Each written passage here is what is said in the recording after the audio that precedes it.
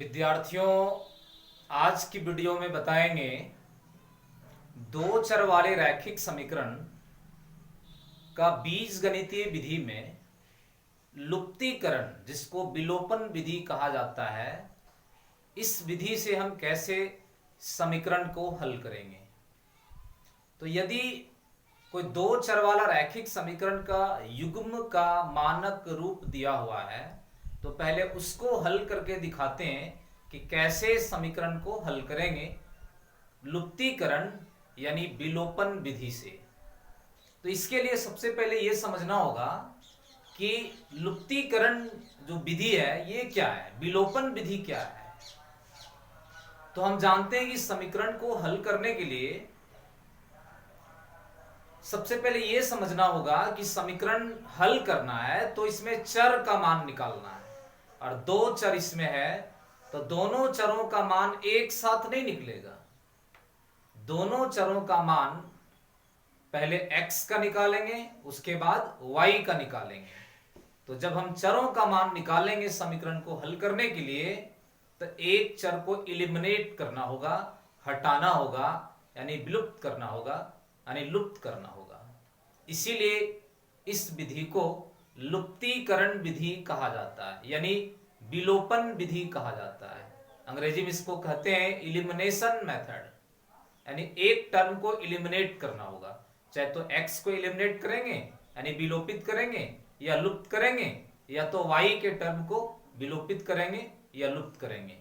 तो जब हम एक टर्म को x वाला या y वाला दोनों में से किसी एक को लुप्त करेंगे, विलोपित करेंगे, तो पूरा समीकरण एक चर वाला रैखिक समीकरण बन जाएगा। और समीकरण जब एक चर वाला रैखिक समीकरण बन जाएगा तो उसको आराम से हल करके हम मान चर का निकाल सकते हैं। इसलिए विलोपन विधि से हल करने का मतलब है कि x वाला टर्म या y वाला टर्म दोनों में किसी एक को इलिमिनेट करना है, विलुप्त करना है, लुप्त करना है। तो वही कारण से हम इस विधि में यहां जो बता रहे हैं कि विलोपन विधि, तो यही कारण से इसका नाम क्या है, विलोपन विधि है, चूंकि एक टर्म को विलुप्त करना है, इलिमिनेट करना है। तो सबसे पहले अब हम ये देखेंगे कि दो चर वाले रैखिक समीकरण का जो मानक रूप होता है वो a1x plus b1y plus c1 बराबर 0 होता है। फिर a2x plus b2y plus c2 बराबर 0, ये समीकरण का पेयर होता है, इस टाइप का होता है। पिछला वीडियो में हमने बताया था। अब इसमें यह समझना है कि समीकरण जब तीन टाइप का होता है तो हम बताए थे कि समीकरण जो a1 by a2 not equal b1 by b2 के टर्म में होता है, वही समीकरण को हम बीजगणितीय विधि से हल करेंगे। तो जब यहां बीजगणितीय विधि में विलोपन विधि यूज कर रहे हैं तो जरूर हम इसमें चेक करेंगे कि समीकरण का जो पेयर है, जो युग्म है, वो a1 by a2 not equal p1 by a1 by a2 not equal b1 by b2 के पदों में है या नहीं है। इसलिए यहां पर हम लिखे हैं समीकरण का pair a1x plus b1y plus c1 बराबर 0 पहला इक्वेशन, और a2x plus b2y plus c2 बराबर 0 ये दूसरा इक्वेशन। और इक्वेशन तीन टाइप का जब होता है इसका पेयर, तो विलोपन विधि यानी बीजगणितीय विधि में किसी भी विधि से हल करेंगे तो ये होना चाहिए, क्या होना चाहिए कि a1 by a2 not equal b1 by b2 होना चाहिए। इसलिए कंडीशन लिखे हैं कि समीकरण युग्म a1 by a2 not equal b1 by b2 हो, ऐसा है। तो जब हम विलोपन विधि से हल करेंगे तो बताएं कि ये x वाला जो टर्म है या y वाला जो टर्म है, दोनों में से किसी एक को इलिमिनेट करना होगा, हटाना होगा। तो इसको हटाने के लिए क्या करेंगे, समीकरण एक और दो में जब y को हम इलिमिनेट करना चाहेंगे, पहले x का वैल्यू कहीं निकालना है तो y को इलिमिनेट करेंगे, और y को इलिमिनेट करना चाहेंगे तो समीकरण 2 में जो y का जो कोफिशिएंट है, y का कोफिशिएंट क्या है, b2 है, और समीकरण 1 में y का कोफिशिएंट क्या है, b1 है। तो हम समीकरण 1 में b2 से गुना कर देंगे, मतलब इसका जो कोफिशिएंट है, y का जो कोफिशिएंट है, उससे इक्वेशन 1 में इंटू करेंगे, और इसमें जो y का कोफिशिएंट है वो समीकरण 2 में इंटू करेंगे, गुना करेंगे, अगर यदि y को इलिमिनेट करना चाहते हैं तो। और अगर यदि x को इलिमिनेट करना चाहते हैं तो x का जो कॉफिशिएंट है यहाँ पर a1 वो इक्वेशन 2 में इंटू करेंगे और इसका जो x का जो कॉफिशिएंट यानी गुणांक है वो इक्वेशन 1 में गुना करेंगे। तो यहां हम इलिमिनेट करना चाह रहे हैं, विलोपित करना चाह रहे हैं y के पद को। तो इसलिए इक्वेशन 1 में इंटू किए किससे, b2 से, और इक्वेशन 2 में इंटू किए किससे, b1 से। b2 जो है वो किसका कॉफिशिएंट है, b2 जो है y, समीकरण 2 में y का कॉफिशिएंट है, तो इसका कॉफिशिएंट समीकरण 1 में गुना करना है और इसका कॉफिशिएंट b1 समीकरण 2 में गुना करना है। तो इस तरह से गुना जब करेंगे तो इक्वेशन 1 और 2 में b2 और b1 से गुना कर दिए। तो गुना जब करेंगे तो गुना करने के लिए b2 से जब गुना करेंगे इसमें तो क्या आ जाएगा, a1 b2 into x plus b1 into b2 into y plus क्या हो जाएगा b2 इंटू c1, क्या हो जाएगा b2 इंटू c1 और बराबर 0 से गुना होगा 0 हो जाएगा। अब फिर दूसरा समीकरण में b1 से गुना करना है तो गुना करेंगे तो a2 into b1 into x plus b2 से गुना करेंगे b1 में तो b1 इंटू b2, यहां पर b1 into b2 into Y, फिर उसके बाद b1 से गुना करेंगे c2 में तो क्या हो जाएगा b1 c2 बराबर b1 से 0 में गुना करेंगे तो क्या हो जाएगा 0। इस तरह से समीकरण 1 और 2 में जो y का जो कॉफिशिएंट था वो गुना किए। अब जो आया गुना करने के बाद दोनों को घटाना है। क्यों घटाना है, क्योंकि हमको इलिमिनेट करना है, y के टर्म को इलिमिनेट करना है, हटाना है। तो इसको जब हटाना चाहेंगे तो देख रहे हैं कि दोनों का जो चिन्ह है वो समान है, प्लस में है। असमान चिन्हों में जुटता है, घटता नहीं है। इसलिए हम क्या करेंगे, समीकरण 1 में 2 को घटा देंगे, माइनस कर देंगे। और बीजगणित का घटाव में चिन्ह चेंज करना पड़ता है, तो बदलना पड़ता है चिन्ह को। तो यहां पर प्लस है तो यहां पर माइनस हो जाएगा, प्लस तो माइनस हो जाएगा, प्लस तो माइनस हो जाएगा घटाने पर। तो जब घटा दिए तो ये कैंसिल हो जाएगा क्योंकि दोनों सेम है, b1 b2 इंटू वाई और b1 b2 इंटू वाई, लेकिन ये प्लस में ये माइनस में कैंसिल हो गया। अब यहां पर a1 b2 इंटू एक्स है minus a2 b1 into x, a2 b1 into x plus b2 c1 फिर माइनस, ये चिन्ह छोड़ देना है, माइनस b1 c2 बराबर 0। अब x का जब मान चाहिए तो ये दोनों से x हम कॉमन ले लेंगे, तो यहां से कॉमन जब लेंगे दोनों से x तो यहां क्या बचेगा a1 b2 minus a2 b1 equal to, यहां हम देख रहे हैं कि दोनों जो है चिन्ह इधर से इधर जब लाएंगे तो ये प्लस में है तो क्या हो जाएगा माइनस में, यानी b2 c1 माइनस में हो जाएगा और ये b1 c2 माइनस में, लेकिन इधर आएगा तो क्या हो जाएगा प्लस में। इस तरह से x का जब मान निकालेंगे तो ये गुना में x के साथ इधर लाएंगे तो डिवाइड में हो जाएगा, तो b1 c2 minus b2 c1 by क्या हो जाएगा a1 b2 minus a2 b1। इस तरह से x का वैल्यू मिल गया, यानी जब y को एलिमिनेट किए तो x का वैल्यू मिल गया। अब हम क्या करेंगे, जो x का जो वैल्यू आएगा वो x का जो मान आएगा ये दोनों में से किसी भी समीकरण में मान बैठाएंगे तो y का मान निकलेगा। तो दोनों में से किसी भी समीकरण से चल सकते हैं, समीकरण 1 से या 2 से। तो हमने समीकरण 1 से चला है, समीकरण 1 से, और एक को जरूरी नहीं 1 से, हम 2 से भी चल सकते हैं और दोनों में एक ही मान आएगा, मान अलग अलग नहीं आएगा। तो समीकरण 1 या 2 दोनों में से किसी एक से चलना है, तो हम समीकरण 1 से चले। तो समीकरण 1 से जब चलेंगे तो समीकरण 1 क्या था, समीकरण 1 था a1x plus b1y plus c1 बराबर 0। अब x का जो वैल्यू आया वो x में बैठाएंगे और जैसे x में x का वैल्यू बैठाएंगे यहां पर पूरा समीकरण y के पदों में, चर y के पदों में आ जाएगा। तो फिर जब y के पदों में आ जाएगा तो समीकरण एक चर वाला रैखिक हो जाएगा, और जब एक चर वाला रैखिक समीकरण बन जाएगा तो आराम से उस समीकरण को हल करके y का मान निकाल सकते हैं। इस तरह से x और y दोनों का मान मिल जाएगा इलिमिनेशन मेथड यानी विलोपन विधि से। तो हम देखेंगे कि x के जगह पर जो मान आया है वो मान बिठाएं यहां पर, बाकी सारा इक्वेशन तो वही है। नेक्स्ट स्टेप में क्या है कि ये जो a1 है इससे इसमें इनटू किए, क्योंकि यहां पर गुना करना है तो अंश से अंश में गुना होगा, हर से हर में गुना होगा।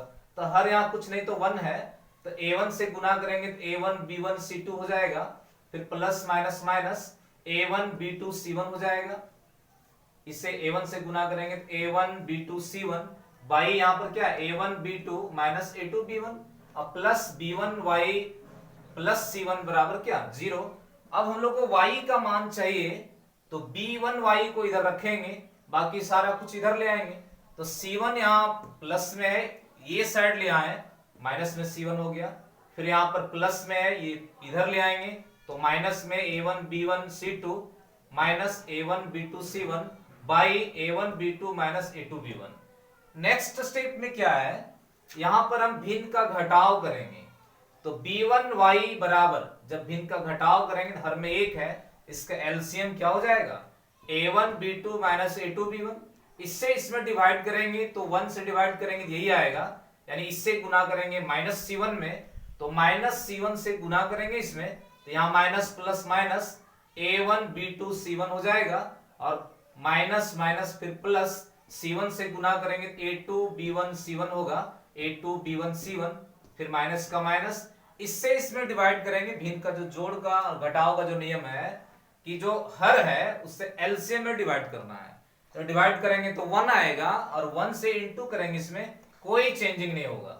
लेकिन बाहर यहाँ पर माइनस का चिन्ह है और ये दो पदों में है तो हॉल देना है, क्योंकि हॉल देंगे तो ये माइनस दोनों के लिए गुना होगा ना, इसलिए ये हॉल देना जरूरी है। नेक्स्ट स्टेप में क्या है b1 y बराबर, ये तो वही चीज है यहां से यहां तक, सिर्फ माइनस से हॉल को तोड़ने के लिए सिर्फ माइनस से क्या करना है गुना करना है। तो गुना कर देंगे तो क्या हो जाएगा माइनस a1 b1 c2 और minus minus plus a1 b2 c1 by तो वही है a1 b2 minus a2 b1। अब हम देख रहे हैं कि a1 b2 c1 यहां माइनस में है और a1 b2 c1 प्लस में है, कैंसिल हो जाएगा प्लस माइनस में है। तो नेक्स्ट स्टेप में क्या है b1 y बराबर यहां पर बचा हुआ है a2 b1 c1 minus a1 b1 c2, वही लिखे हैं y जो हर में डिनोमिनेटर में जो है वो लिखे हैं।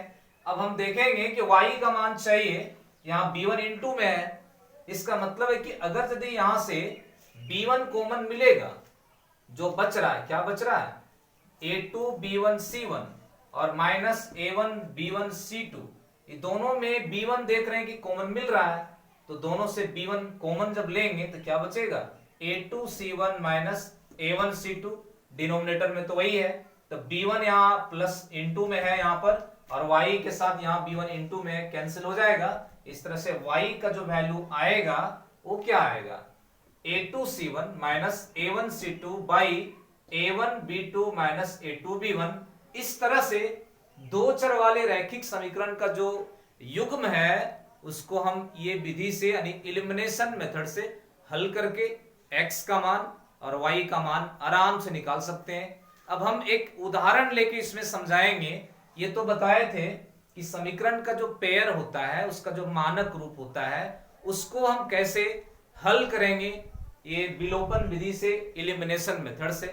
तो अब जब उदाहरण लेके इसको बनाना चाहेंगे तो समीकरण का उदाहरण लेंगे, तो एग्जाम्पल जो लेंगे इसी प्रोसेस से पेयर में लेंगे, युग्म में लेंगे। तो हमने एक उदाहरण लिया है, दो चर वाले रैखिक समीकरण का जो पेयर होता है उसका हम उदाहरण लिए। क्या लिए हैं 3x प्लस 2y बराबर 11 और दूसरा इक्वेशन लिए हैं 2x प्लस 3y बराबर 4। दोनों समीकरण को जब हम इलिमिनेशन ये नियम से हल करेंगे, अब तो नियम तो समझ में आ गया होगा क्या करना है इलिमिनेशन मेथड से जब हल करेंगे समीकरण को।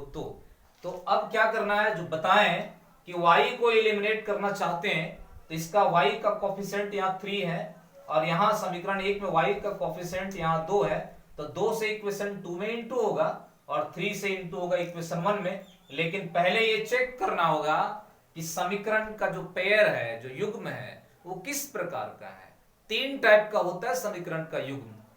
तो a1/a2 नॉट इक्वल b1/b2 के पदों में होना चाहिए, तब हल करेंगे हम इलिमिनेशन मेथड से, यानी बीज गणितीय विधि से। तो यहां हमने देखा कि a1/a2 जो है वो 3/2 है और b1/b2 जो है वो 2/3 है। तो इसका जो मान है 3/2 आ रहा है, इसका जो है 2/3, तो इक्वल तो आ नहीं रहा है। इसका मतलब है कि a1/a2 नॉट इक्वल होगा b1/b2। और जब समीकरण का पेयर इस टाइप का है तो आराम से बीजगणितीय विधि से हल करेंगे। तो जो बता रहे थे अब हम कि 3 का जो y का जो कोफिशिएंट है वो इक्वेशन 1 में इंटू करना है, और ये जो y का कोफिशिएंट समीकरण 1 में है 2, वो समीकरण 2 में गुना करना है। तो वही यहां लिखे हैं, समीकरण 1 गुना 3 से और समीकरण 2 गुना 2 से। तो इक्वेशन जो फर्स्ट है वो क्या है, 3x + 2y = 11, उसमें इंटू करना है 3 से।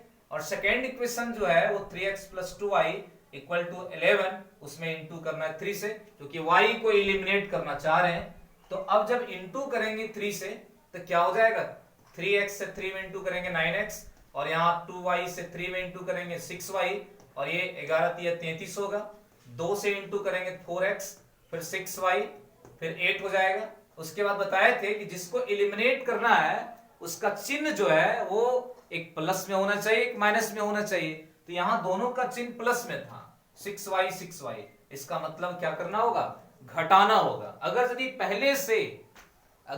पहले से उसका जो चिन्ह है वो एक नेगेटिव में हो, एक पॉजिटिव में हो, जिसको एलिमिनेट करना चाह रहे हैं वो टर्म पॉजिटिव नेगेटिव दोनों में हो, तो घटाना नहीं जोड़ना है। लेकिन जब समान चिन्ह रहेगा तो घटाना होगा, इसलिए घटा दिए, दोनों समीकरण को घटाएं तो चिन्ह चेंज करना पड़ा, कैंसिल हो गया ये। तो यहाँ 9x प्लस में 4x माइनस में है, घट के 5x बचा, इक्वल टू 33 में 8 माइनस करेंगे 25 बचेगा, 5 से ही कटेगा 5 बार में। इस तरह से x का जो वैल्यू है वो 5 आ गया। अब y का चाहिए, तो y का निकालने के लिए, वैल्यू निकालने के लिए हमने बताया था कि जब x का जब मान मिल जाएगा तो समीकरण 1 या 2 दोनों में से किसी भी समीकरण से चलेंगे y का मान निकालने के लिए। तो हम समीकरण 1 से चले हैं। समीकरण 1 में 3x + 2y = 11 है, x का मान 5 बैठा दिए तो ये 15 हो गया। 5 और 3 गुना करेंगे तो 15 हो जाएगा, प्लस 2y = 11। 15 को इधर ले आएंगे तो -15 होगा, तो घट के -4 हो जाएगा। इस तरह से y का जो वैल्यू आएगा वो -2 आएगा, यानी x का मान 5 आ जाएगा और y का मान -2 आएगा। इस तरह से विलोपन विधि से आराम से समीकरण को हल कर सकते हैं। हमने 2 चर वाले रैखिक समीकरण का जो युग्म का जो मानक रूप होता है उसको भी हल करके हमने दिखाया और फॉर्मूला तैयार किया, और उदाहरण लेकर के भी इस समीकरण को हल करके दिखाएं। इस तरह से समझ में आ गया होगा।